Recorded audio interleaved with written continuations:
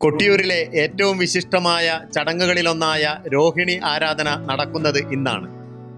ലക്ഷക്കണക്കിന് ആളുകളാണ് കൊട്ടിയൂരിലേക്ക് ഒഴുകിയെത്തിക്കൊണ്ടിരിക്കുന്നത്. അക്കരെ കൊട്ടിയൂർ ജനസമുദ്രമായി മാറിയിരിക്കുകയാണ്. ആലിംഗന പുഷ്പാഞ്ജലി എന്ന അതിവിശുദ്ധമായ ചടങ്ങിന് സാക്ഷിയാവാനാണ് ജനം അണമുറിയാതെ ഒഴുകിയെത്തിക്കൊണ്ടിരിക്കുന്നത്. കുറുമാത്തൂർ ഇല്ലത്തെ ഏറ്റവും മൂത്ത ബ്രാഹ്മണ ശ്രേഷ്ഠനാണ് ഈ ചടങ്ങ് നിർവഹിക്കുന്നത്.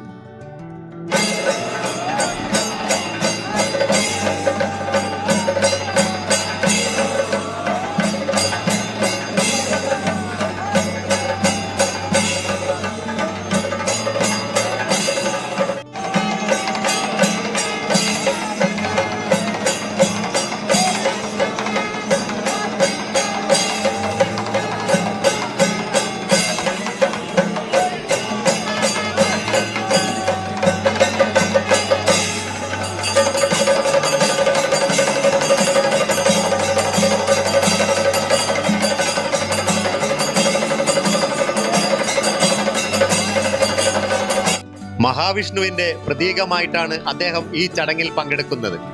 സ്വയംഭൂവിനെ മുഴുവനായും പുഷ്പം കൊണ്ട് മൂടിയതിനു ശേഷം ഗാഢമായി ആലിംഗനം ചെയ്യുന്നു.